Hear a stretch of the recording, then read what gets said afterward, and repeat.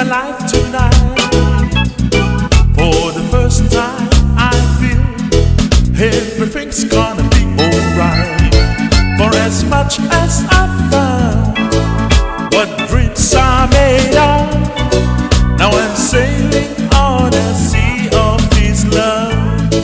My friends are gonna tell you I'm sailing on a sea of His love. I'm sailing on a sea of His love. I'm free as a dove. Now I'm sailing on a sea of His love.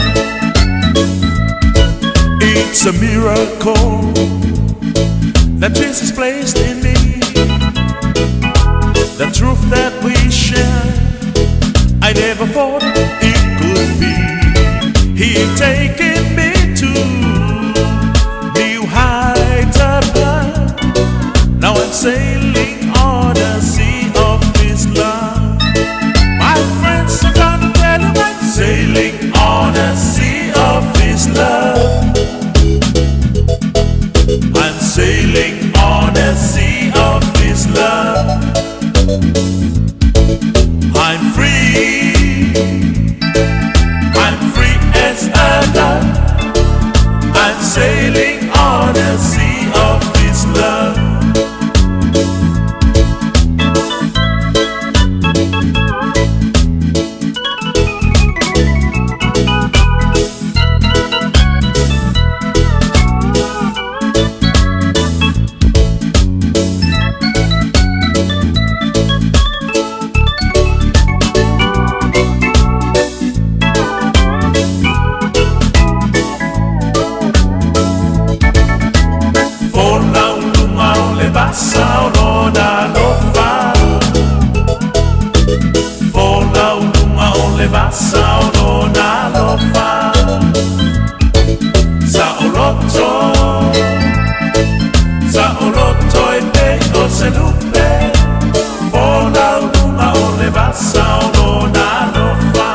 My friends are gonna tell you I'm sailing on a sea of His love.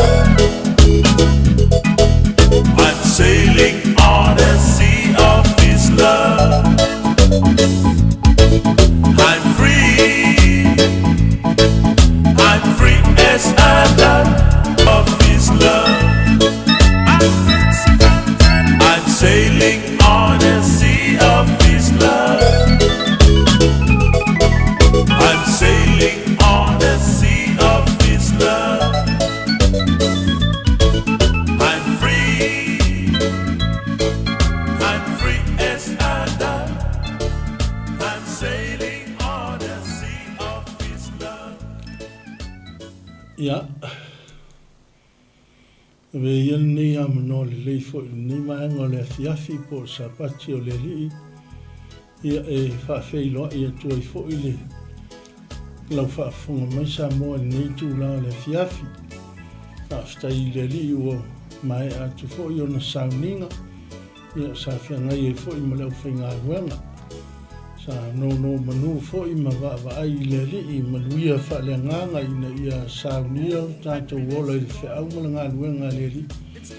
Ia e misa o tātou tiute ma whaiva ngā lue ai ina ia i leanga le lei ma wha manuianga le atua.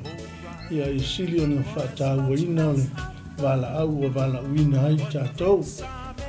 Ai atu lale sauninga le ile malama o tuana i atu ia le fo ua ana i me fo i pou yuri ma i pou i sa.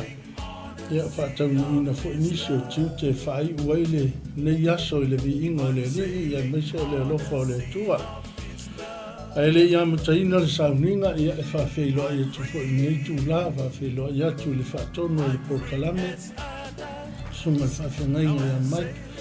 Ngata fo i leo le whatua ia mesfo no whaalo ma i pa ia o le kalisia. Ia whaaftai fo ni ia manoa le lei. Maua e pei o na whaatino i nai ia tiute ma whaiva e ngā lulua e le ne fo i tu la le fiati.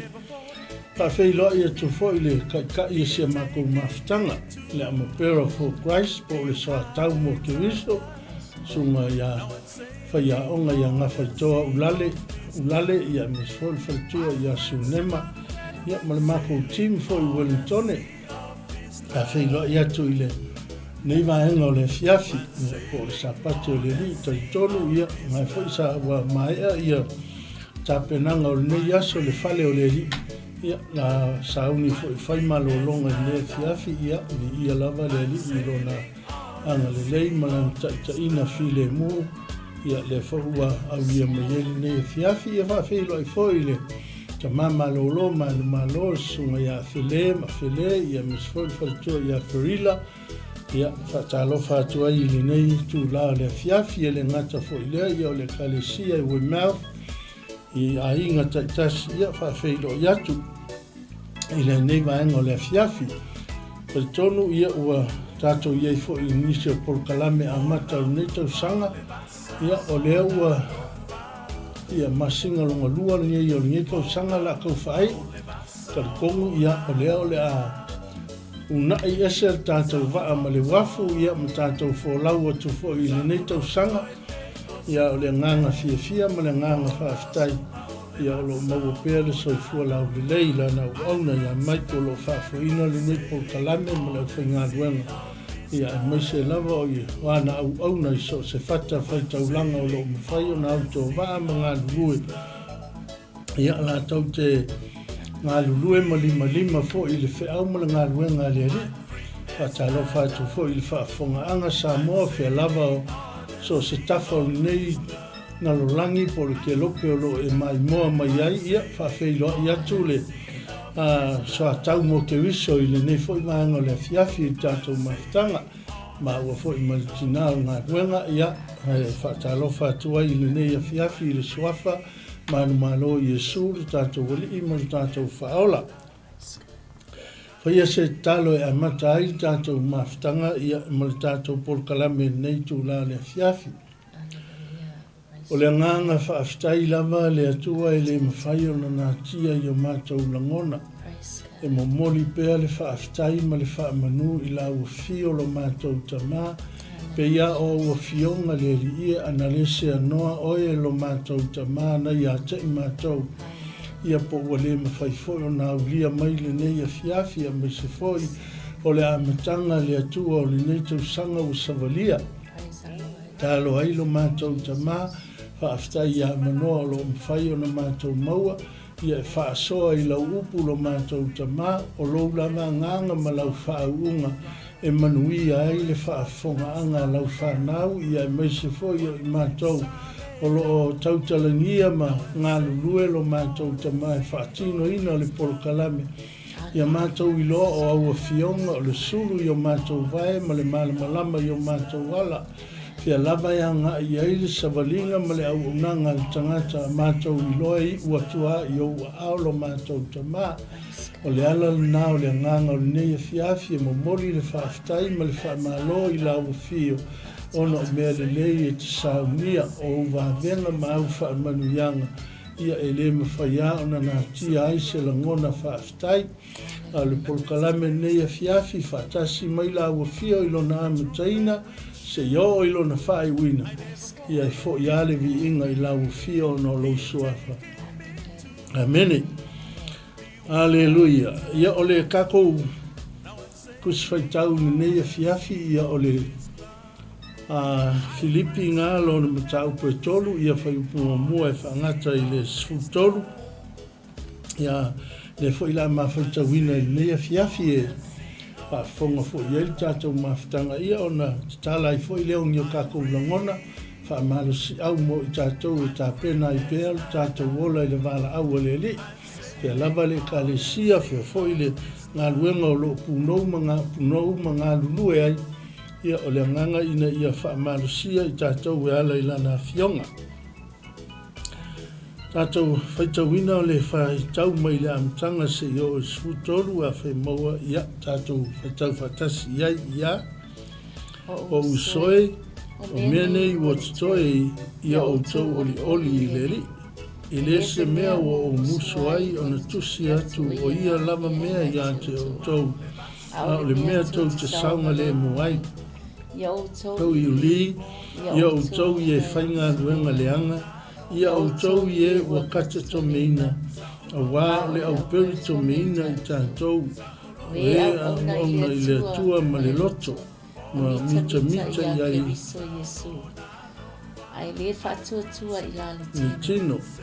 O ia te au fo i le whātua tuanga i la le tino, a wā a whai e manatu se tasi o ia te ia le whātua tuanga i la le tino.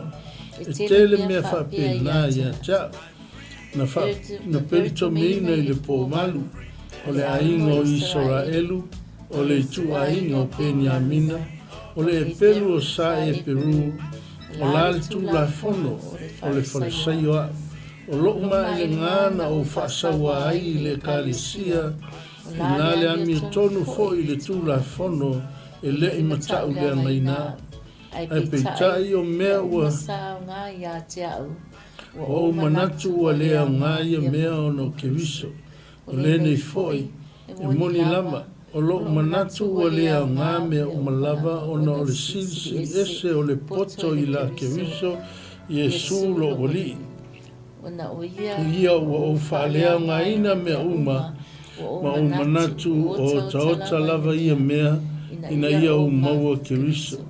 Ia maua fo ia ua ia te ia, e le ia te au sa ua mia tonu na i le tula fono. Ai peitai, na o lea o loo i le whātua ia kewiso, o le amia tonu lea mai le atua i le whātua. Ina ia o iloa o ia, ma le mana o lona toe tu mai, ma ia whaatasi au i ona ti ngā, ona ua whaatusai ngā au i a te au i lona maliu. Te au ona o atu i le toe tu mai o e uoti. Le peise i ua o maua nei, pa ua o ato atoa ona le lei, ai o te tausi atu i le pe mawhai o na maua, o le mea na maua ai au e ke wiso Yesu. Le au soe, o te le manatu ua o maua, au le mea tasi o te whaia, o te whaangalo ngalo i mea ua tuanai, o te momo e puno wai foi i mea o lumanai. Aleluia. O ngai fas foi tau ia mai le afionga le li po se mata upu foi le ka ko te fa soa matala no ai le nei afiafi. Pa mai le fai upu nga sfu tolu e au yel tanto wa fiafi. E le au soi o te le manatu o maua a o le mea tasi o te faia. O te fa ngalo i mea o tuanai. O te momoe puno wai mea o lumana. Aleluia. O le autu o le neia fiafi, wha ngalo ni wha le tonu o le tuana. Aleluia. Wha ngalo ni wha le tonu o le tuana. O lona winga e fōlinga mai e wha iloa mai ia i tātou ma le kākou savalinga. E iai wha le tonu o le savalinga. E iai taimi e tutupu ai wha le tonu o le tātou o nanga waile ai ase se perfecti lalo le nei soi fuanga tātou te iai, e iai taimi tātou te se ai, e iai kaimi a lape ai tātou o nanga, iai taimi e whaale tonu ai kākou mawhitanga, mauso a tangata, e whe ese ai o kākou langona ma manatu. Ai whai maile e wha malosi ale apostolo ni nea fiafi, wha ngalo mea ua tuanai, o le mea la ngā u ke whaia. Whai maile apostolo e le whaia e ses tangata, e le whaia e lo uso, e le whaia e lo tua fine, e le whaia e lo tamapo, lo tinapo, lo whanau. Le ai o le ngā luenga e whaila vai o e whaia. Whai mai o le mea tasi o te whaia, o te whaangalo i mea ua tuana. Ai tau lai la uwa ai, i se mea le lei ua saungia i le atua moa umala usavalinga i le lumana. Ai ai langi whaale tonu e pei o le tātou o tū le nei a fiafi. Ai ai langi lape mangi whaale tonu e pei e fōringa mai o le nganga na o le apostolo. Inga ia whaangalo mea ua tuanai po ngi whaale tonu sa sawa vali mai ai i le nā tausanga ua mawai atu. Lua afe, lua sfulfa. Lea whaato a lua masina le ua ulia o nei tausanga. Au le fe au mo tātou i le nei a fiafi. A yengi whaale kongo o kausanga ua mawai. A yengi menga i loa sa lape la pe haila o unanga. Yengi vaenga o le savalinga nga i loa nga whaale tonu ai nga i whaatamala ai. I lau savalinga ma lau o unanga i nātau sanga. E leo se fe au lea mo tātou i le nei afi.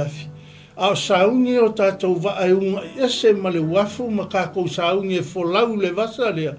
O le fe au le mo moli mai mo tātou leanga tātou te le iloa le lumanai o le tātou savalinga. O lo whaakari mai whaingi tā mani whaafita auli le ala. A o le anganga ma le whaamalo si au o le apostolo i le nei afi i le kalesia i Filipi. A iaingi lape o le savalinga. Whai mai le apostolo o te whaangalo. A iaingi me o kākou fe ese a iai Filipi. Ma le kalesia a yengi mea o whaale kongu aila o savalinga ma la o unanga. O leo o whaiatu i le afiafi nei, o le mea tasi au te whaia, o te whaangalo le tuanai. Whaangalo taimi wali, whaangalo ni whaale tonu, whaangalo ni mea sa sesea i le si o uso, sa lape la pea ma e loa sa whaale tonu ai. A whainga ika i lesta ngata ma whaale kongu lua mawhitanga mai le ngā kausanga. O le kausanga le ngei o tātou e koe fōkua i ai o kākou langona. Fōtua i ai le tātou savalinga. Ina i tātou i loa na au auna i le atua, ma ofo ina le soifua ngā lua i le finangalo o le li. Aleluia, tātou te i loa e peia o le amatanga o le whaitau o le apostolo. Whai mai o usoe, o mea nei o tutoe ia o tau oli i le ali. Kei loa oe mawhai o ngā sea e mawhai fo ngā whaoa le oli ma le fia i le loto o le tangata. E mawhai o ngā ave sea mai le oli ma le fia mai le loto o le tangata. O le anganga le na o lo whea ngai ma le apostolo. O whaafika auli o no tangata Roma. Amen. Praise the Lord. Ai whaape nā foi ma tangata o le kalesia i Filipi. Pei o ngai vaenga nā o loo whea ngai ma le apostolo o na e whai o whaafita auli o loo iai le toese, o loo iai sai tianga o le tino nei tātou te iai ma whaasalanga o na o le whea ma ngā ruenga le ali. Ai pei ua avea ma pō nā, wa le aisonga fia, le aisonga oli aisea, e whaalongo atu i tonu o le kalesia, e iai whe ese inga lai ai. A tonu o loo iai ngai ve singa lai ai. E wha i la o lona whaasalanga o loo whea ngai ai. A o whaafita auli fo i e tupu i tonu o le kalesia. A wai leo toi pōse lilo le tātou mawhitanga, whai maikala kuspa ia. O le alaku ai o Epafroti e asi Paulo ma momoli ai le latou foa i alofa i le apostolo. Nga au mai i ngā le kala le lei, ngā am whapenao na mai ai e le whaife au po Epafroti, nga ia au mai ai se kala le lei e winga i le kalesia, i fe ese a inga lai tupu i tonu o le kalesia po kokongo o le auroko. Aleluia. O lona winga. O lo la matia Filipi e le ngata i o sofa inga mai fafo e ala i whaia onga se ia o lo la toua o ina le upu le atua. Ngai ngā le tātou mata upu ngā tolu whai upu mua e o le tolu. O lo iaia o onga se le iai. O le whaafita au li tele ngā o lo whea ngaima le apostolo Paulo. O ngau whaalongo le apostolo, e peia fōlinga mai. O la wa amata o na lamatia tonu o le kalesia. Lamatia i ngā yoinga ma o onga sese, lea kau mawhai e momoli aku i kongo le kalesia. Ai le ngata i lea, o so whainga mai tonu lava o le aulotu e ala i whe ese inga. Te maua le mata upu e whawhai upu mua o le tolu, ia evotia ma sune tui. O lai ei whe ese inga tonu o le kalesia. O le alalanga o le whaamalosi o le apostolo ma whawhangu. Whamea ia le whai upu mua. E le o ke le musu. O ke le musu e longo sa ia, o ke le musu e vatu le whautuanga. O ke le musu e lapata ia ko kongo le kakou loku ma ko kongo le kakou kalesia. e whawhangu pēa ma e ui ngā o whea ngai me whaingita me whaafita uli. Ai le ma whai o ngā ki ai le alofa o le atua o lo i tutonu o le loto o le apostolo.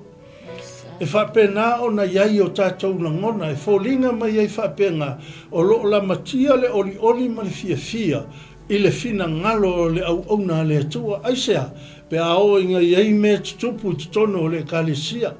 A iai wewe singa whape ngai kukongo le kalesia, o ngai vaenga le ngai pe e wholinga mai, la tau te whaoa le oli oli ma le fia fia mai le loto o le tangata. Tapua ai i le atua e le ngata fo i lea, o whinaunga ese ia wakula i mai kukongo le kalesia, i le wala lea o evotia masune tui. Whai mai e leo tā ua mai le mafuanga. E leo tā ua mai le mafuanga o le wheese inga lea. Ai o se wheese inga mawhai o na tupu tele. A wafo i a whai. Alleluia. A whai e whai umani taito o lua leo ka mai kai. Ia longo wingo le a fianga langa. E le ngata i leo le a fiaingi o la whanau, ni o la uso, ni o la tuangane. O le e wholinga mai ai. O lea o le a lautele, o le a lautele lea. Le wheese inga. E le mawhai ai o no o i se mawhai ai o no o i se whaaleanga ina o le kalesia. Longa winga o le a whaasolo inga makua kupu kele le wheese inga lea. E whape ngā titono le ngā ruenga le li. A o inga whaakia le ko kasi po le ko lua. O le nganga tā ua lava le na e tauna fofo le whaafita auri. Ai le io o inga kupu kele, ma tupu tele, ma avea ma whaafita auri whaingita titono le ngā ruenga le li. O na whaingita lea, o na ofi mai o le oli ma le fia i loto tāpua i o tangata. I loto fia o tangata e tāpua i ai i le li i a ma au auna i le atua. E ave sea ai lea whaingan. Lea nganga o le file muma le oli i tutonu o le au lotu. Pe a whai e mawaa i a le whaafita hauli lea. O wheese se inga ia a o ina mawaa i tutonu ma le ma whai e foi o na fofo le whaafita hauli. O na tupu lo lea o lea.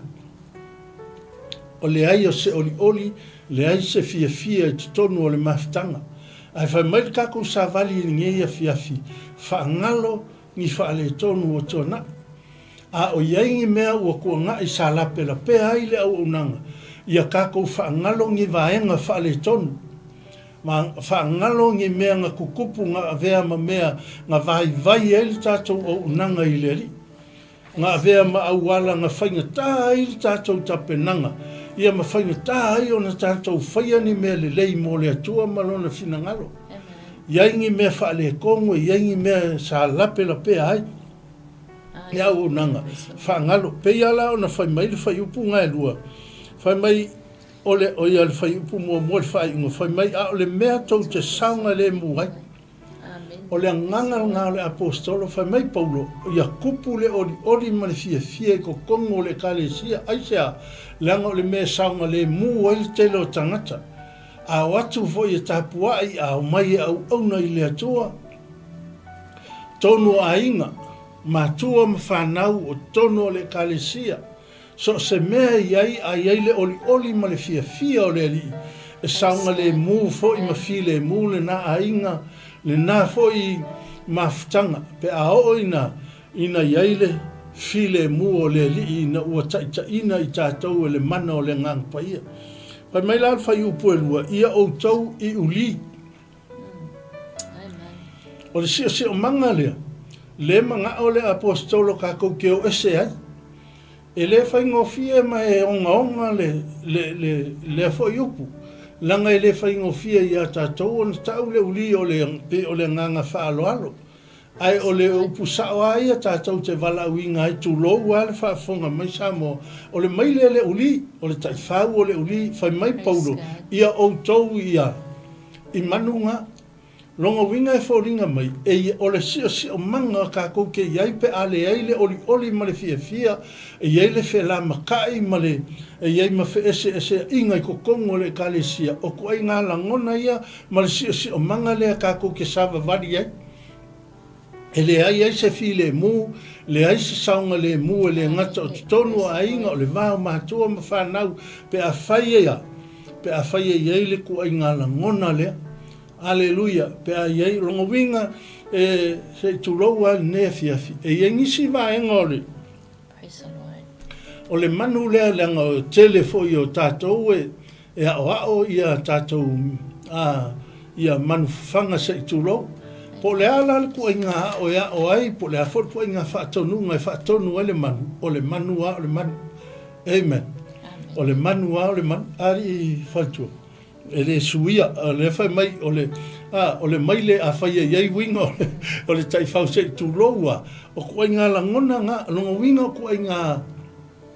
kua inga mionga ia, o lo i kokongo le kalesia, le manga o aile apostolo wha mai kākoukea, o ese ai, whaangalo kua inga langona ngā, whaangalo le si o mangala ngā, o le whai o ngā luenga leanga, ia o le au kata to meina po o le kipi fua, fo i le se tu lou, e au ngoa ma le aleluia, a o le tāua le ngā o le awhainga, o le whiaua le atua le nefiafi, whai mai e whaangalo ni whaale tonu o tona.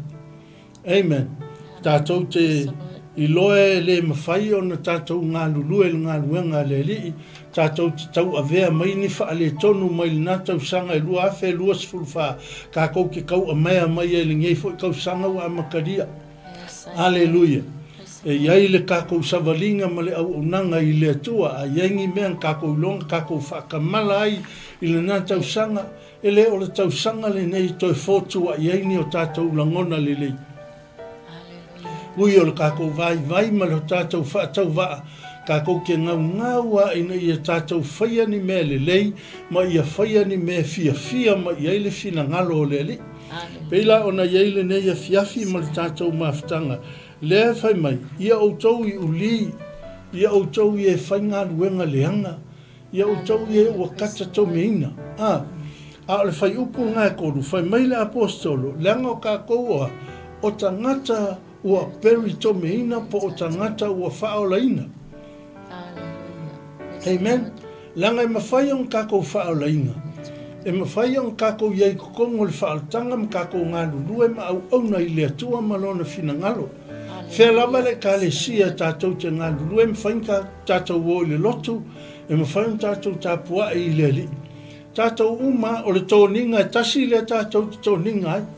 Ai kei loa, e ese loa loto o le kalesia, e le mawhai a ona ave sea le ese loto se ainga, e le mawhai o ngā ave sea le, e le iai se fi le mu o le li. E le tu mauri saunga le mu o le na ainga, ai sea, leanga ele o iai le oli ma le fia. E o mai o le ainga poto, e o mai o le ainga e tasi, whanau ma mātua, ai anga yo inga le li o le lalolangi e le mawhai ei ona ese, e le mawhai ei ona ngā tasi loto o tangata. Ai mawhai a ona tupu ai le ese inga i le vā uso, i le vā matua whawhine, i le vā mātua, ai maise fo o le au na le atua malona whaletua. Ai o le nganga tāua na o le whiau le neia fiafi. E mo moli mai ia i tātou ina i tātou malama. E ai e tau o na tātou wa. O na tau o na tātou mita ma fia ia i le whaalatanga ua saunia e le ali i mo i tātou. Aleluia.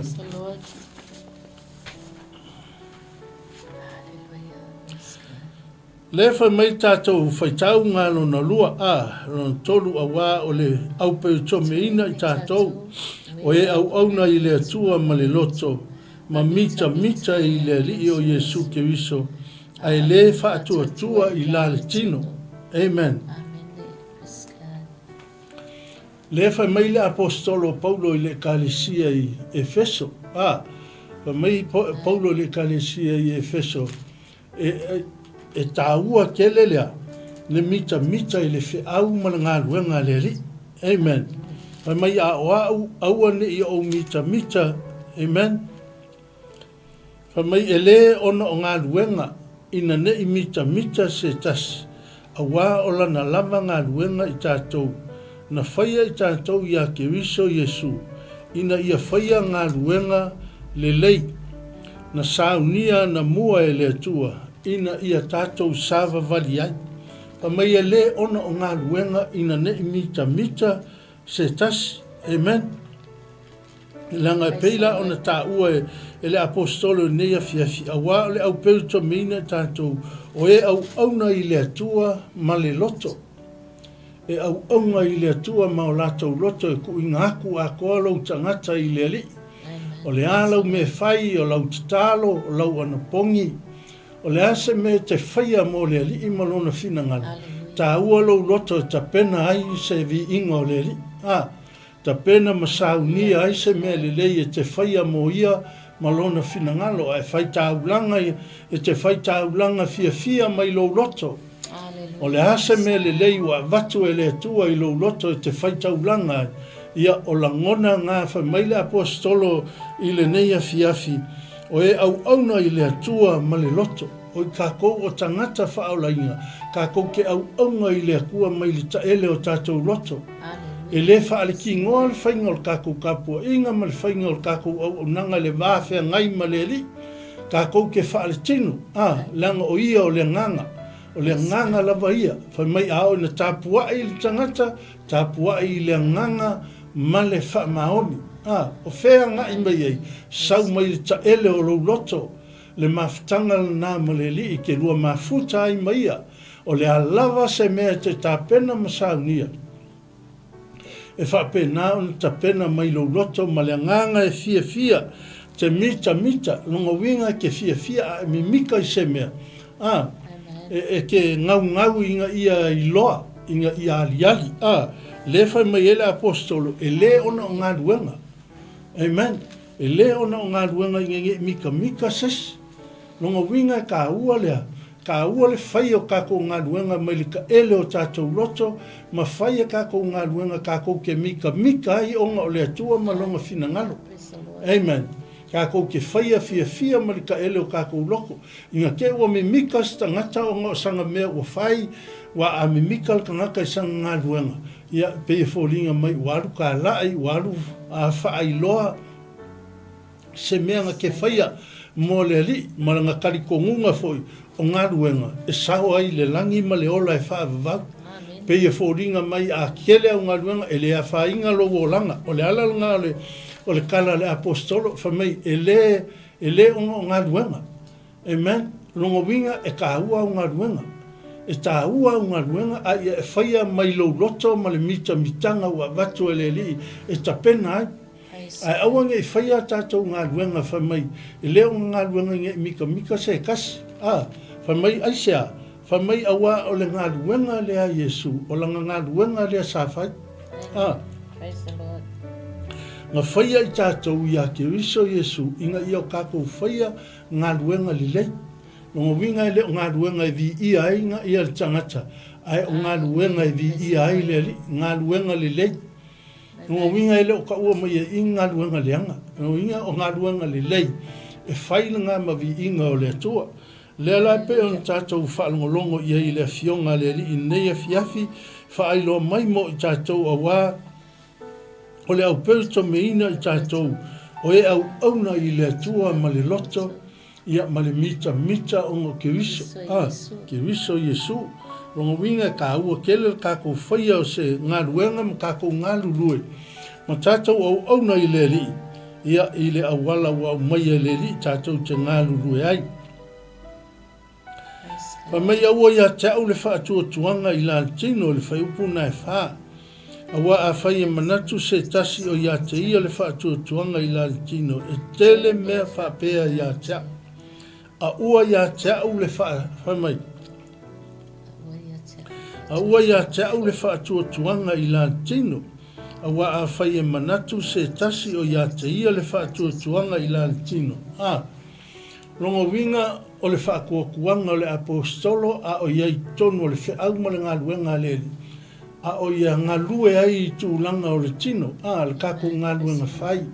e le ai se galuega o le apostolo malanga galuega faafalasaio o se galuega sa matua i ku'u akoa i ai lona loto sa galue ai ma le faamaoni sa galue i le ato'atoa e avatu e i latou o e pulea le aufalasaio ma i latou o e o loo tutu i taʻitaʻiga o ia vaega o le galuega le alii e leʻi faatamala ai le apostolo mai le apostolo o sa ia ke ia le faatuatuaga o tagata e leai sesi e kukusa ma ia amen longa winga o le faatuatuaga atoa i latou foʻi sa taʻitaʻia lona ia foʻi tiute longa winga sa makua tuu atoa ia le faatuatuaga o tagata o le ala foʻi le gaga fai mai ai laga ga ia alu ai o i le aufalasaio ma i latou e amaini tusi se ialu i fea se ialu i o i tamaseko e saisai tagata ma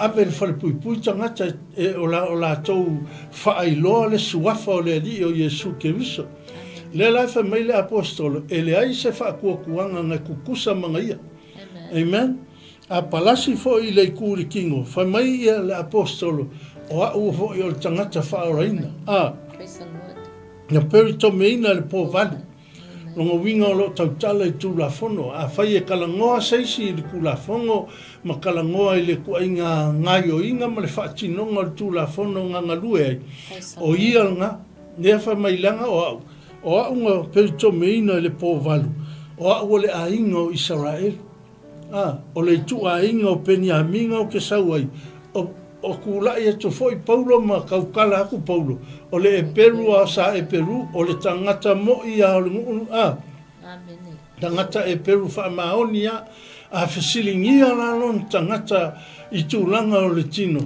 e le aise si la ke kukusa e le aise se tusa ma le apostolo lona foi tiute ma lana foi ngā luenga sa ngā lue ma whaia ma le wha maoni ngā whaia ma le ato toa aisea langa nga sila fia le apostolo nga ia i loa le aso nga feilo i ai ma le li le fai mai ai lan tala il kako fai upu ngai fai ma tātou matua au le nei a fia fi whaangalo ni mea ua tua nai whaangalo longa winga awange i o kako toe mawhau i ai awane toi a mai a leanga le tele ngā tātou le kelo kaimi kukupu loni mea mangi whaale tonu e tele angi tātou tonu nofo ma au mangi whaale tonu o tona a mai e koe pui e tātou i le taimi e kako ke whiangai e me whaafi tāuli ai whai mai la apostolo whaangalo a le ale me whai mai tātou te momoe puno wa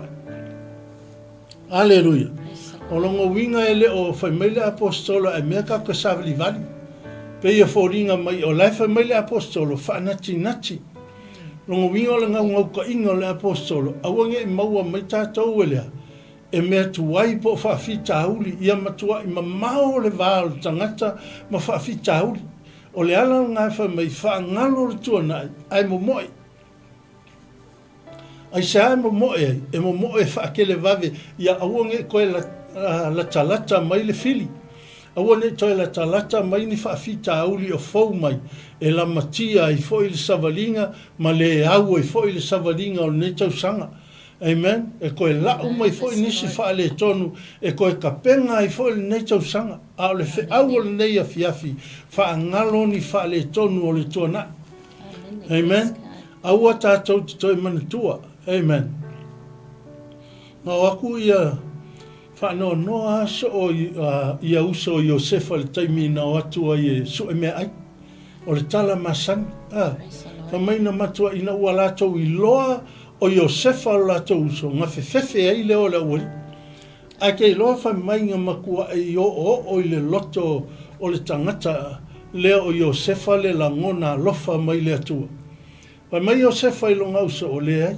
aua tau te aua nge o kou whewhe, aua fo nge o tau mātatau, aua nge o kou mawhau i mea nau tau whaia le tuana. Aia, o le taimile nei, o taimi ua sāu ngia e le atua. Kei loa oe o lounu manai o taimi e sāu ngia e le atua. Whaatanga vangoa tātou te ui ei whaingutā ma whaafi tāuli, se isa ili lo tātou lumana. Aleluia. Pai maila ia Iosefa, Aua nge toi mawhau se I mea ngau tau whaia I atea. Lea ngai whai mai o se wha ele I ngata pena ele atua le mea lea. O lo usau whai I ma le whai o au ma pale mia I tonu ai kupito. Ele o se mea na tapena e stangata ele o se mea na utau whaia.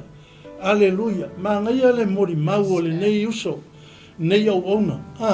O se fe au e au mai ia I tātou. Ai ai ni mea na tutupu ni nā tau sanga.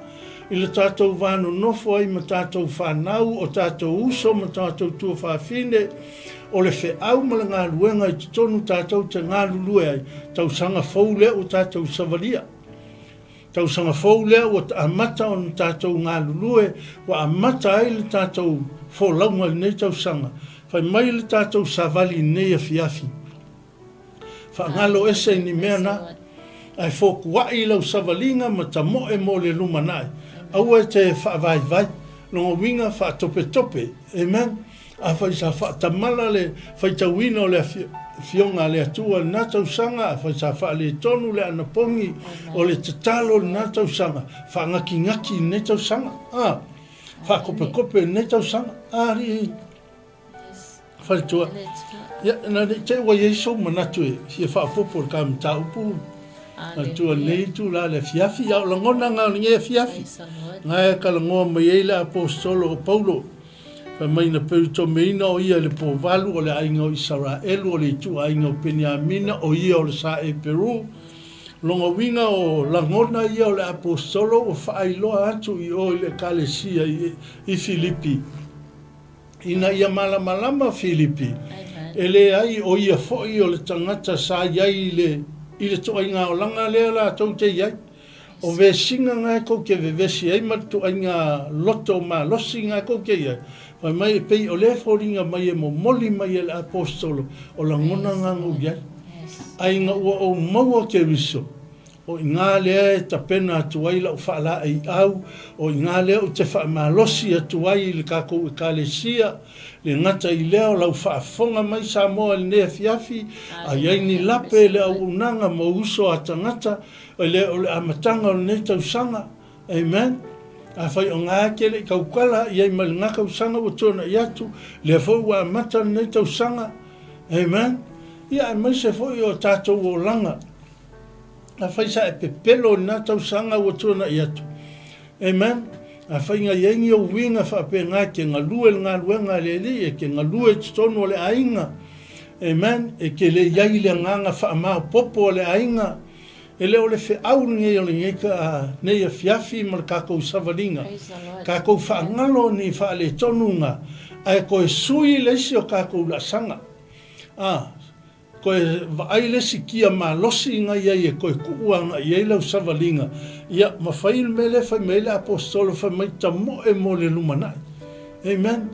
E leo whai mai kākou ke savali vali pe whai mai kākou ke anga I luma.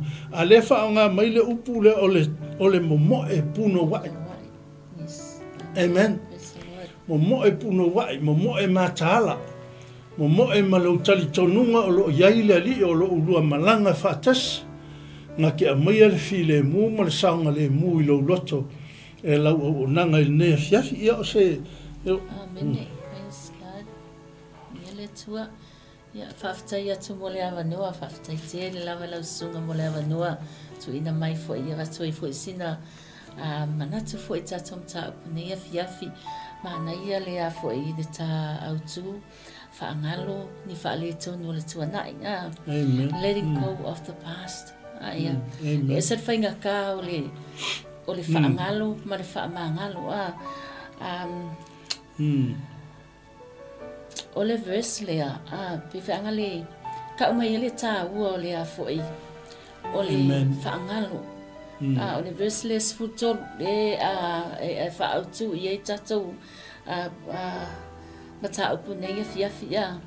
Ia le verse lea emphasize the importance of not letting the past of failures or regret hold you back from moving forward.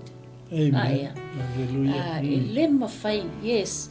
We can look at our past, learn from our past, but we can't live in the past. E ka koki koe tilo le tātou tuanai. Amen. Tātou te learn mai ai pe tātou te ini mea tā whaale tonu. Ai le mawhai o na tātou toi o anga i tua. Ia. We have to move forward. Amen. We have to give Jesus our past. O ia na te hiolinga o tātou wāni o tātou manu anua. O wāni mea sa ia i o tātou loto oe maau. Tātou tuku i le tua. E lua lava mea iai o le defeat. Ma le victory. Amen. O le tātou whaia ina, ma le tātou manu malo. Hallelujah. Amen. When it comes to our whaia inga, we have to forget. Te tau ana tātou whaangalo. Angalo pei lava o na saunua atu fo e tama fo i le taimi muamua. Tātou whaangalo. Wa lava ni mea sa waile tau sanga i te tangai atu fo i e le whetau ima. Whaangalo. Pei ana whai atu. E tātou te tilo anga i tua tātou tuanai. Tātou te learn mai lo tātou tuanai. Ai le mawhai on te tātou toi o. Tātou te toi au mai o tātou tuanai e li vai tātou e o lai tātou. So, Amen. mana ia i o tātou whaasua nei a fiafi. Hallelujah. I le tātou Hallelujah. au tu. Whai fo i le sunga whianga inga. I le tātou au tu. Iai fo i le taimi te tau lava on tātou sei te tau on tātou le ai si i mea le lei ai te tau on tātou i oe i mea sili ona le lei like oli le sau le a fo i le tātou whai upu mua le na amata mai e pei fo i o le siva o le lona lua le o fua o le anganga. Hallelujah. You know, if whai e maua oli mai, oli e sau mai within, mai to tonu o loto. Amen. Because sometimes e whai mai tātou oli, ai na fia fo ilia, ai le o sau mai to tonu o le loto atua. So, Amen. you can forgive, ai le o sau mai to tonu o le loto lau whaamanga. That's a lie. Hallelujah. Ele mo i lau whaamanga no pia vai e te whaamanga no ai ele o moni mai lo nganga. Amen. Praise God. Pei ole upu fo i lea ngā ole mutu male upu ai le o mutu male upu ia ai le o savani. Yes. Whaafitai. Hallelujah. E pei ole toi wha popo atu lea i se tatou whai tau fo e nei afi. Now you can look at the past. You can learn from your past, but you can't live in the past. We all can't live in the past. You have to move forward. We have to move forward. Because tātou umalava, tofua tangata malona tuanai. Amen. Tātou umalava i o tātou tuanai. But awale a veo tātou tuanai mamia le a e le move forward ai. Yes, Talo i hallelujah. atua, o le atua na te... He will heal us inside. Moni lau whaamangano mai tonu loloto. E maua e oele oli. E maua e oele file mu moni mai le tua. But if you just say pe ole upune whai anga ole ngutu ma le upu ai, e te whiwe oi whai tai au e to ita. E ke ika lava tangata lea e te le fia lava I lo usua tangata. Ai moni mai tonu loloto. E se fia o le atua Hallelujah. e lai wha sila ona fofonga I te tono o loto. Because na o le atua e sila I tono tātou loto. Amen. Because e wha toi wha popo atu le lau sunga nei afi. Ia le raftai mo le whasoa nei tūla le fiafi. E tā ua lava ia vahenga o le aunanga, tā ua fo I le kātou whasoa. O le ase mawhai, o le a fo I se langona I le nei afi e tau awala atu le tātou mta upu I le nei afi o le langona tāua ia tātou langona le tāua o le whi au mala ngā luenga le li o lo tātou ngā lulu e ai e iai me tutupu I le tātou savalinga e iai me e o mai i le tātou savalinga e whaavaivaia e iei taimi o mai langona au ngata, langona musu o langona whaavaivai o vaenga ia e o mai i le tātou si o manga le nei tātou te iai li tino. A o le nganga tā ua o lo tau mawhai le apostolo ina ia momoli mai mo i tātou. Ia tātou tau mawhai ina ia tātou tāpua ai pe tātou te iloa o na ngā lulue i le atua e ala i le fisoso ni mai o le nganga pa ia. Praise God.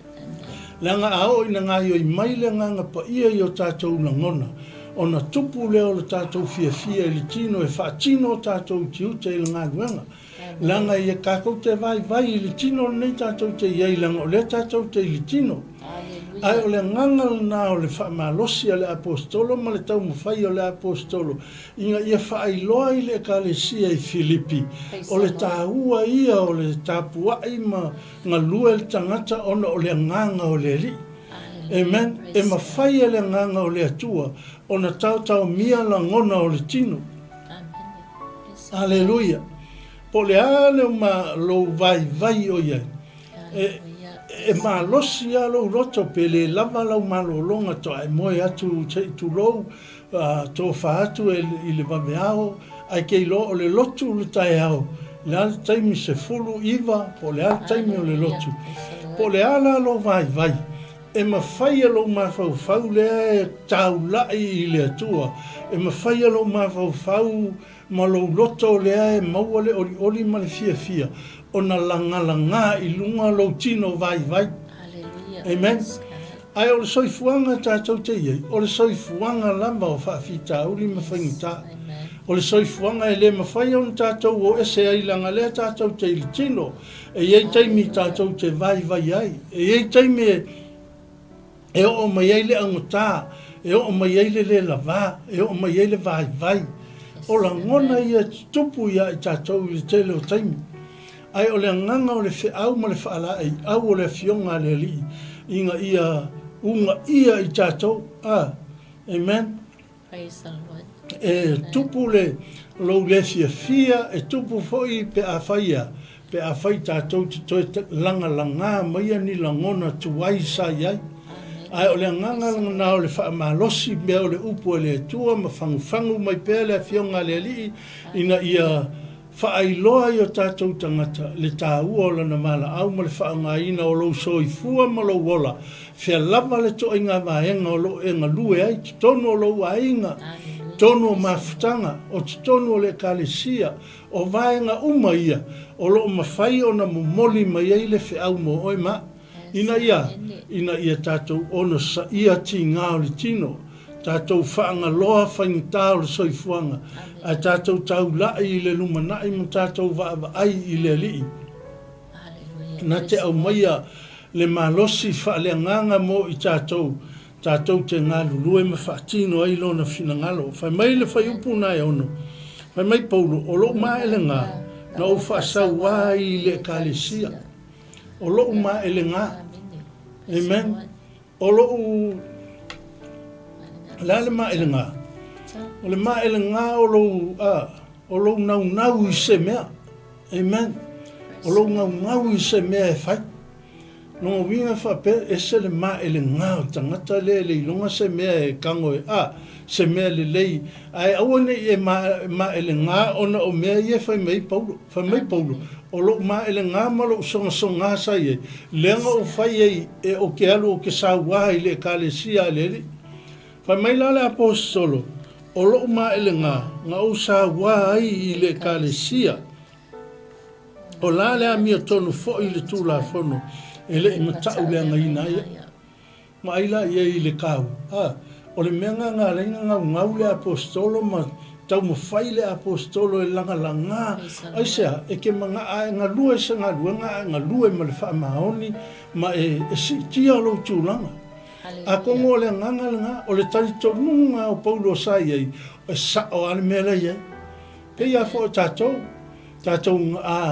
e kalesian e soifua ma o wola ma iai ia o e kalesia o le tātou a tari tonunga o le mea mongi a lea e le ai a seisi tātou e itaini taritonunga fau poingi ekalesia fou e avatu tonu o se nuu o se ainga e whaakea le ainga ma le nuu e whaakea foi ma le ma tutonu o le ainga se ainga la tau te vatua le ato la au pe taina o tātou malama i le fina ngalo o le atua e tātou te le i whaia onga se feita i le atua le ainga tātou ngā lulue ama whaatino ia vaenga ona o le kātou ngā lulue whaamaoni i le sila fia ua e iloa ma o iloa i le mālosia o ieilu tātou tali tonunga na ieilu ngā kai ngā matua whaia i le i whaatanga whaia o tiute sa whai ma le ato atoa lea lai whai mai le apostolo nā tau te vevesi ngā iefe e se inga nā whau tau ma whai i angisi tangata e toi li liu o tau ma whau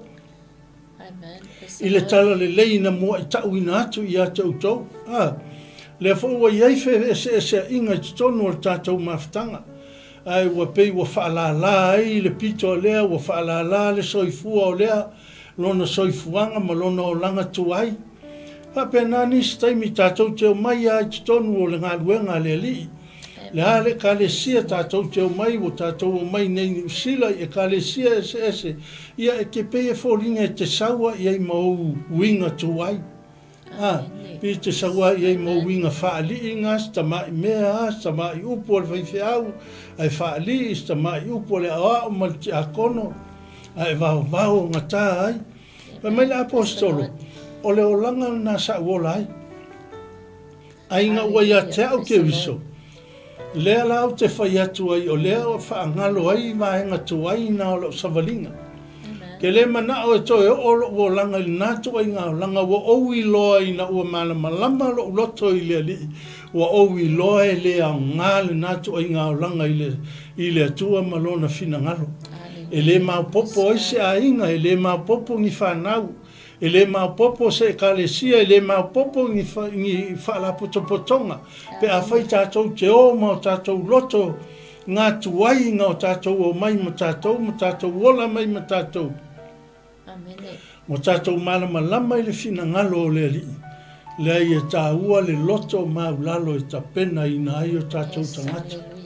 A e fia whae aina, a mai e wha maua lalo o na whai leo oe ma tangata e whae aina. A e wha maua lunga o le tala tu spaia e wha maua lalo ina i tā ua. A o le tā ua le ngā o le whiaua le li i le nei fwoi a fiafi. A o tau a mata le tātou savalinga le nei tau sanga. A iangi mea o nga tutupu le nā tau sanga po le nā fwoi masina walu. Ia Januari walu na iaso o tua na iato o le nei masina o Februari. E le o le afiafi le nei ma le taimi fwoi le nei. Po le tae ao le nei nisi atunu o lo malama. Ma o iai fwoi le malama o le tātou lava ia le nei afiafi. Ia whai mao ngā mo le tātou savalinga. Whai ma whi au mo tātou ina ia tātou malama. O lo o i le atua le tali o mea oma. Nei fwoi lai tū la ia whaftai le li. Jesus, amen. E mai la apostolo e le i makau le angai ngā ulu la fongo. Amen. Ai sea, o uti ute sa whaatino au iai li tū la fono sa whaia ma le ato atoa. Sa whaia ma lo uata di tonunga o le mea sa o a lea o le mea tonu lea ua u whaia. Peita iane ina ua urufale mai le alii ma mawhei loa i ma le atua ua maua le mawhaftanga ma le alii ai maisa o le mana o le nganga pa ia ua o malama lama le leiai o mea ia nga u whaia e lea o ngā mea uma ia. Amen. E lea o ngā le whaamaualunga, e lea o ngā le mui, e lea o ngā le pepelo, o mea uma ia le whamai le apostolo, o mea ia nga umanatu a au ai e o ngā. Wafo ia mui pe o fia. A pepelo fo ia sao ia e whapena lava langon. Aleluia. Pe e fōringa mai o ngai mea ngā sa whai ma whaalave lave i lau savalinga. Ai na ua whai mai le apostolo, i na ua utu ua la nāmea. Wa o i loa e lea ngā mea ngā i lau savalinga ma la ua unang. O lo utalia o lea li i lea u te au auna iai. O ke iloa o le atua whai mea tonu, o le atua whai mea sao, o le atua na te talia so stangata i le ami o tonu mai a te ia. Amen. Praise God. Ai mai lale, whai upu ngā whitu ai peitai o mea uma sa o ngā i a te au, wa o manatu wa lea o ngā ia mea o no ke riso, O le nei foi, e moni lava, o lo umanatu, wa lea o ngā mea umalava, ona o le sili ese, o le poto o ke viso. Amen. Amen. Praise God. Hallelujah. Praise the Lord. O le poto o le tangata o lea, o le valenga I luma o le atua. Praise the Lord. Amen. Longa winga e fōringa mai o le valea o le atua, o le makua I aki ngā o le mawhauwhau o le tangata. Langa lefa mai le apostolo. O le sili ese o le poto I la ke wiso lo wali. Ngā mafu ai o ngā. O ngā umanatu e lea o ngā mea. Longa winga e leise si poto e leise si ata mai. Lea tātou te iai le soifuanga.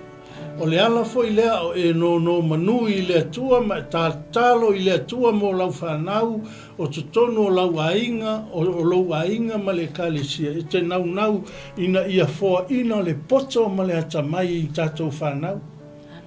Aisea, leanga sili lona tāua. Amen. Longa winga ia e matau I le atua, o na tātou maua leo le ata mai le li.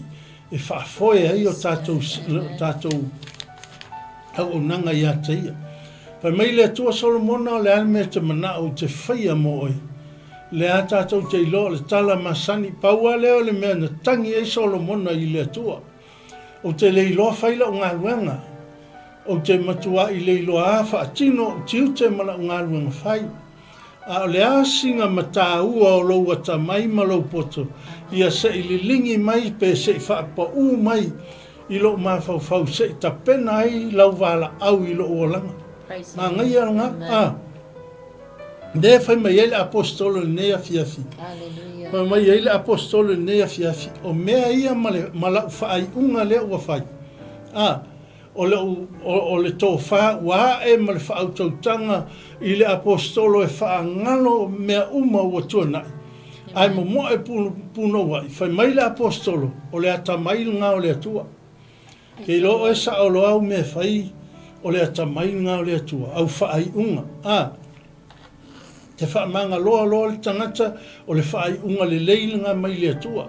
O I ngā ilo ai le tangata poto. Whai mai o le valenga kea. I kauwhi ofi ma mau. Le poko ea, whekalai. Kalai o ngā manatu ma vaai anga I luma.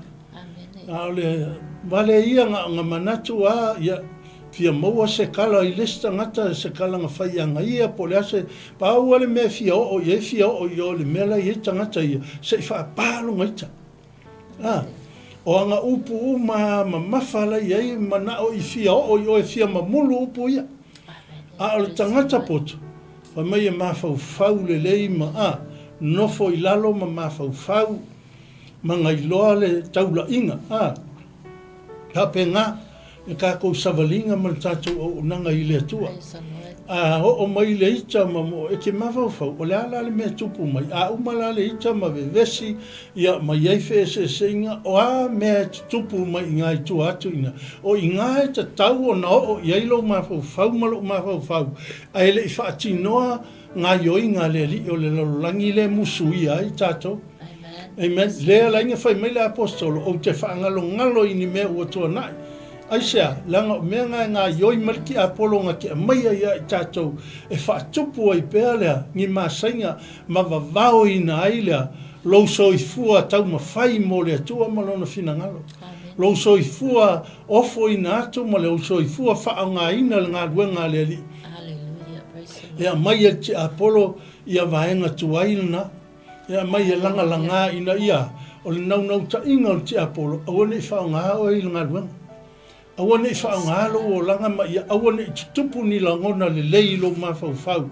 O le ali. Awane I tutupu ni langona le lei o le atua I lo mawhau.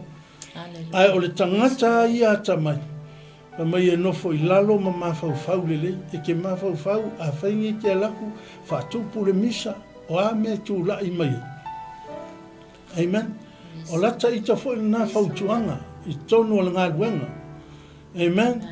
A yangi me tupu e te latu whaile lua fusuanga I o malauso.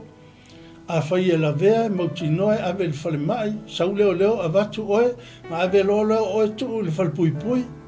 Aleluia, e ke sau fai lo tonu le fale pui pui ko a fio mai ko e lango nā lo le ngale leo le atua ai fai maki apolo le ai e leo sau mianga oe ai anga e kangoa oe fai a le fe au no ngā le atua le nei afi fai mai o I ka kou ke loa ai le sili ese o le ata mai o le atua sili le toa na te pu lea luna loto na I lo le toa na te ai leo amen e le fea il tino le tatou te iai e le fea il tino le anga a tau mawhai le tangata ai le olo e leo se mea whaingo fie e sao I le situ ai whai mai le wha iunga Yesu sili ei o e lea te nofo mpu lea lo loto o lona winga e fōlinga mai o a taua ma misa tatou te iai e ta tau na tatou mawhauwhau po le ale tau nu unga pe a whai e tupu amen a whai tatou te atu ma whaatino o le ale tau nu unga o le menga o I ngai ka kaunga fe fo ia I mai e o tatou mawhauwhau ina ia sanga tonu ai lau savali anga I luma amen peila o nga whai mai ai whai upu ngai whetu ua ou manatu ua lea ngā mea uma o na sisi ese o le ata mai o le li. Ili whai upu na e walu. Ua ou manatu ai o ota mea uma ia ta. Ia maua fo ia ua ia te ia. E le ia ia te au sa uami o tonu na ili tula fono e pe tai na o lea. O loo ile whaatua tua ia ki riso. Ole a mi tonu lea mai le tua. Ile whaatuatua. Ile o ngā luenga. Ile o ngā luenga ea mi kongu o istangata. Ka ua ngā luenga e tapena I nā ilu ka kuola e sa. Langa e na mai e au le taimi muli ia e sa ili ai fo I ngā tātou ngā luenga ngā whai pele lei pele anga. Nongo winga o ngā luenga le lei tātou te whaia. Ai o le ami o tonu o le atua, tātou te maua inga ua o tātou whaatua tua I le ali. Ka kou te tali tonu I le ali, o ia le nganga ke a maia le ami o tonu ia I tātou. Tātou te whaatino ai o tātou tofi, ia e maise fo o tātou tiu te le wala au o le ali. Praise God. Praise the Lord. Pai mai leo whai pusfulu, ina ia o wiloa o ia, ma le mana o lona toe tū mai. Mai ina ia o malama I le li ima o iloa. E iei le aso o lona tautu. Hallelujah. Wa o le wha malosi ma le wha lai au le apostolo a ngā I le taimi muli. Hallelujah. Le wha mai le apostolo o le ala le ngā o lo nau I le ami o tonu o le li. Ina ia o iloa o ia ma le mana o lona tautu. Amen. Nonga winga e saungia ai tā ua, tā ai atu I le atua, ia e anga le lei mawhisoani mai, ma ia whaatasi au I ona ti ngā, ona ua whaatusa ina au ia te au I lona maliu. O le anganga na, o le whiau na le apostolo, o le maunau ta inga o le apostolo Paulo, ia kākou la ngona ina ti ngā o le li. Ia whulinga e tautalangia taimi o le whaamantunga, ia auange I maha ia I tātou lea sauninga. Ia matua I tā ua ia te oe le sauninga, leanga o le sauninga o le ami o tonu o le li. O le sauninga na tapena ina e le atua, ina ia saufa ngā o tātou tangata, ma ia mangalo o tātou sala mai le oti I sa iai. Amen. A lefa mai ai le apostolo I le nei e fiafi. E le ngata ina ia o iloa le toi tu o le ai au langona o na tinga. E ala fo ilona maliu. E whapena o na au langona le mawhatia whatasi. I le whiau ma le ngā ruenga le atua. Nei la fiafi ma le tātou mawhtanga. E mai leo le whai upu ngā sfuta si pē ma whai lava ia te au o na o atu I le toi tu mai o e woti. Longo winga o le tautala le apostolo ina ia mawhai foi o na toi tū mai o ia. A whai e o I le aso e maliu ai ia toi tū mai foi e pei o le toi tū mai o I la tō woti. O lo whaamitala e le fionga le li. O ai mo foi o na toi tū mai o e na woti o I le li. langona ngā o le apostolo. A whai o i lātou ia e whaia le amia tonu ma ngā lulue iai le oli ma le fia o le li. I lātou ia lātou te whaangalo i mea ua tuana ia e momoe mo le puno wai.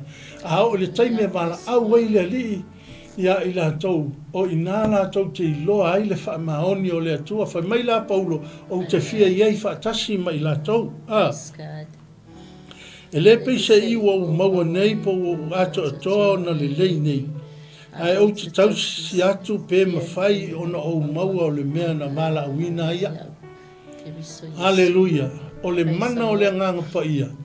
Ma le ulua i taimina la fei loa iai ma le li o Yesu Keriso. O i ngā lea na nau iai le apostolo. Yes, amen. O i ngā lea na ngau iai e le whamai leo Paulo. E le peise iwa o maua. E le pe whapea ua a mea o lea ua wala awina au po lea na maa fei loa i ma le li. O le mea leo ke ngau iai, o ke koe fia pa ia i le urua i kaimi o le lofa o le atua, malo nanga le lei lo o langa wala wina. Ke lo o le mitanga na i nei fo i taimi o lo tātou i. O le mafutanga ma le urua i taimi in tātou fei loa i ma le li. O le fe au na ngā mo tātou ni ngai fo i taimi. Mai tātou te nau ina ia mawhai lama. O na toi o tātou langona ma iailo tātou wola nau i le tua malona fina ngalo. Mai le urua i taimi na wheiloa i ei malele. E le solo muli se mea e le whaavai se porkalame. E le mawhai o na alo whai ni mafutanga. Amen. E look forward i kaimi o sauninga ma taimi o mafutanga. Alleluia. Aisea, leanga o le urua i taimi wanga lue ma iai le mana o le atua ma wha manu ia ina lona loto. A mai lola tātou whai upu muli ina le au soe. Amen. U soe ma tua whaafine. O te le manatu au maua nei. Te le manatu a mea la o wala wina au po lea o te iai ngei ti ngā o no la ngā luenga le li. Pe whapea ua u ato atoa o na li lei. O le asa ua mia ua tonu, o le asa o ngā luenga sa whai mo ia, o te le manatu au maua. Te le manatu a mea la ua mawhei loa i ma le li, ua anga le lei ma i a te au, ma maiangi manatu le lei i a te au. Amen. Whai mai le apostolo, i ngā kākou ke iloa ai, le loto mau lalo le apostolo. A o le tangata le kākou ke whaitau atu, o le tangata sa wā. Tangata sanga lue ma le whaamaoni sa whai o na tiute. E sa wai i le kalesia. Amen. Peita iane whai mai le apostolo. O te le manatu a ua o maua se mea le lei ua mai le li i ata. Ke le mita i se mawhauwhau o se whaau unga. O le ale mana o le nganga pa ia ua o langona o lea e anga le lei mawhsoani mai lo tangata. O te le manatu i le ngā maenga. Paule mea le whai mai ele apostolo, o te whaangalo i mea ua tuana. O te momoe puno wai mo le lumana. A inga o le atua ma le tātou whaafonga anga sa moa il nei fiafi. O le se whe au lea mo oi il nei po mo au fo il nei fiafi. Whea lava o le vaenga o le lololangi ma le tawha o le lololangi o lo e whaafonga ma maua mai ai le nei por kalame o se whaala i au lea mo oi ma a sauni le tā malanga e malanga le nei tausanga whai mai le tātou au tū i le nei a fiafi whaangalo ni mea ua tuana. E mai le maua le apostolo Paulo le au soe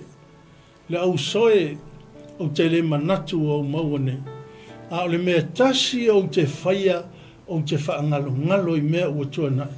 O te momoe puno wai mo le lumana. Ngai loe Paulo o lo whaatali mai le li i lana wala au. O lo fofola mai o na ao. O le ale taimi e te anga i atua i a te ia. Na te whaafeiloa ia so se manaonga.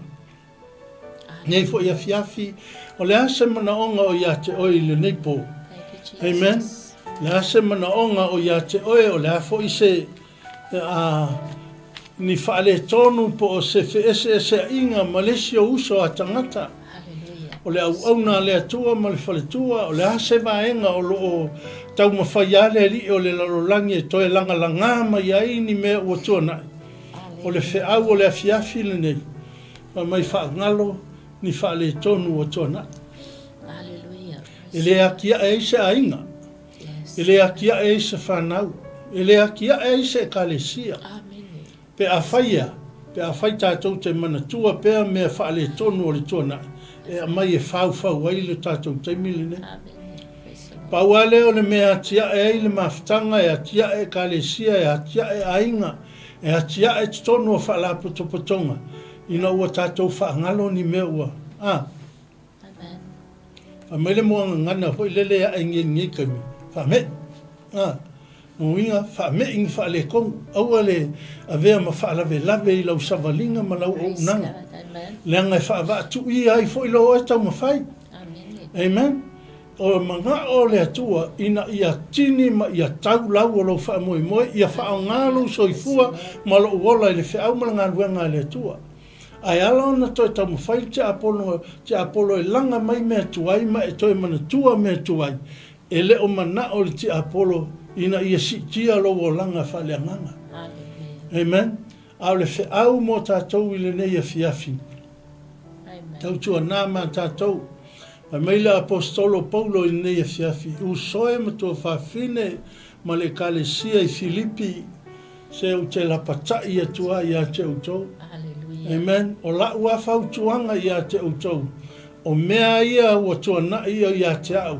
o ke le manatu iai amen o a foi whaasalanga ua whaasala ai au ele au le malama ma le a fita o lo la tau whaasala inga o te le manatua se mea o ia mea amen langa le fai pongi sa le fai ma le la tau le malama pauale me le i a te au ia o momo e mawhaatini le mea nga wala awina ia si la fia le apostolo le li le na vala wina lo na soifua a e loa le atua na vala wina oe ma filifilia oe fai maulu a inga e fai matina o le ainga e te malama le le yo tiute fatino i tonu o le ainga a fai wa filifilia oe ni tofi o ngā ruenga le li ia e loa lo taua nga filifilia ai oe le atua a yangi me tupu i ngā ruenga o le fe au o le fiafi ni nei ai mai Paulo whaangalo ni mea ua tuana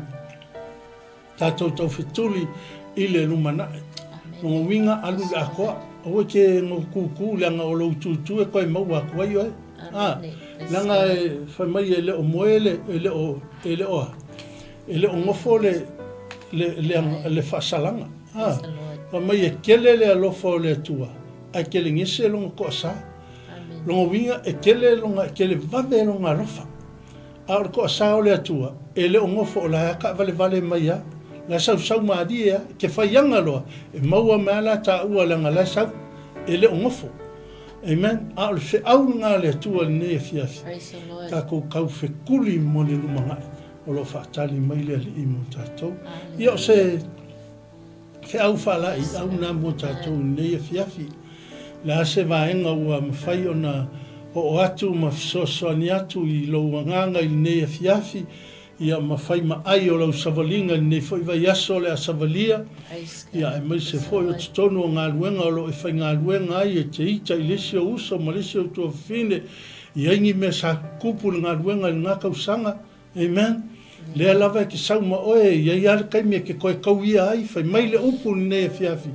whaangalo mea ngā whaangalo e se ngā vaenga ai foku wa ingisi mele le e tapena ya wa oina ai fo ile stangata haleluya i mea se fo inga ia fai inga ia awa e toi tupu ai le oli ma le fia o le nganga ta ua le ne fia ia maua le fealo faninga langa a fai ngalo mea ua tona ona tupu le o le ngā lulu e fatas maua le fealo faninga vi ia le ali i mea umatatou te faia whamanuia le tua i ne fiafi ala i lana upu ona o Yesu.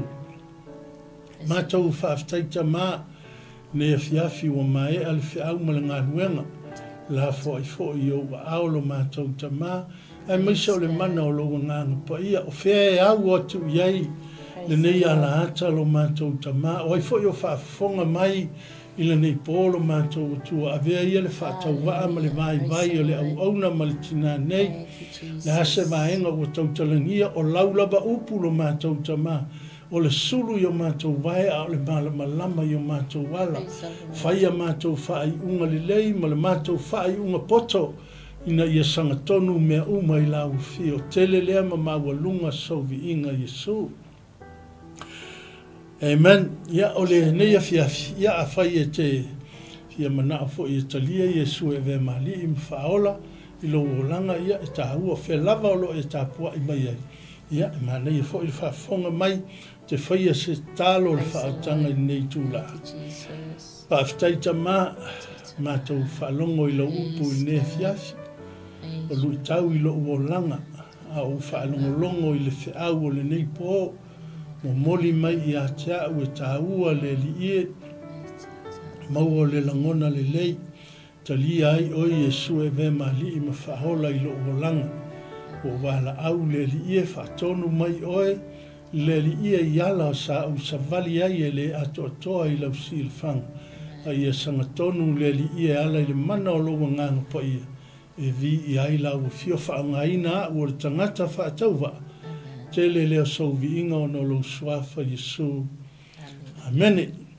Ia o le whiauna nea fiafi ia angalilei le li i ma whaamanuia le tātou maftanga li pō. Whaftai fo i lana au au na le tātou whaatonu mo le polkalame nei e fiafi i sunga le whawhengainga ia Mike. Ia o fo i o mata mai nei e fiafi i whaafonga mai nei po. Ia mori atu le nganga whaftai ma le whaamalo. Ia i lau mafuta ma lau whaatasi mai a ia ngalilei le li. Whaamanuia whiau mga ruenga o le awhenga iai foi. I le malama tai ao ia maiso nai whanau ia o onga. Malutia i a awa ngalilei o le li. Ia o nai mātua mātutua fo i manisio whanau o lunga o ala e whataunu uina ai o tātou tiute. Ia whapena o na malutia i a awa ngalilei ma le paolo le alofa o le atua. Ia e manuia ai mea uma ngalilei nei vai aso le au whaingaluenga o le angalulue. Whapena o na iei whaunga ma le mana o le ngapa. Ia o se tala lea i maua malitinari nea fiafi. Ia manuia le tātou maftanga i nei po ono Yesu. Mene, ia le li, tai lawa. Yeah.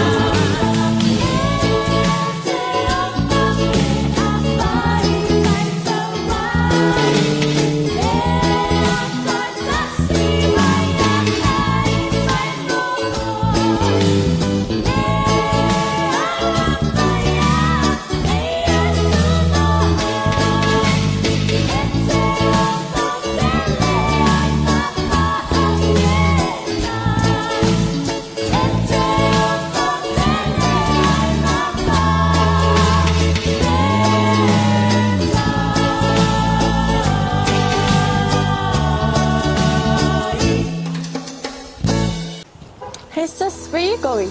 Oh, I'm just heading out to find a place to send money to my uncle in Samoa. Oh, why waste time and petrol? You can use UP Group Money. You can send money to Samoa and it's really fast. Really? Yeah. Can I sign up online? Yeah, it's really simple. Sweet, I'll do it now. Okay, bye. Bye. Sending money to your loved ones in Samoa has never been easier with UP Group Money Transfer. Our service allows you to transfer money quickly and securely from the comfort of your home or anywhere in New Zealand. Your family and friends can conveniently pick up the money from over 40 villages across the Polu and Tawai. No matter where they are, we've got you covered. Our user-friendly online platform makes sending money a breeze. Just visit www.upgroupmoney.com. Sign up and start sending money in minutes. We're here to help. If you have any questions or need assistance with signing up or sending money, please don't hesitate to contact our friendly support team at 09558 2896 or 0800 877 328. Or visit us in the office at 6/22 Station Road, Otahuhu, Auckland 1062. Experience the ease and reliability of UP Group Money Transfer today. Your family and friends in Samoa are just a few clicks away from receiving your support. Visit www.upgroupmoney.com now to get started. Hey, is it true that your company can help us save money for our trip to Samoa? Yes, that's right. With UP Group Money's partnership with Vodafone Samoa Mtala, you can save money while you're still in New Zealand. You'll need to register with UP Group Money to receive a Vodafone SIM. Once you have your Vodafone Samoa SIM, you can start sending money to yourself through your UP Group Money account to your Mtala account. You can only withdraw your savings when you're in Samoa. Oh, that sounds great and straightforward. Can I do my registration online? Yes, you can register for UP Group Money online. However, if you need assistance, you can come into our office and we'll help you out. For Mtala, you'll need to visit our office to register and collect your Vodafone Samoa SIM.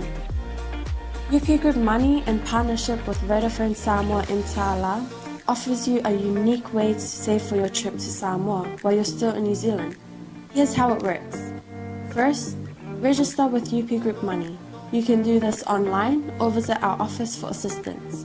Second, receive your Vodafone Samoa SIM. To complete your Mtala registration, you'll need to visit our office. And lastly, start saving.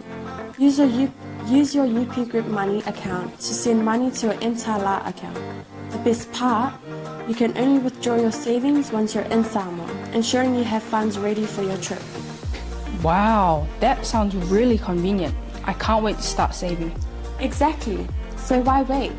Visit our website to register with UP Group Money today or stop by our office for any assistance. Make your trip to Samoa even more enjoyable with our hassle-free savings plan.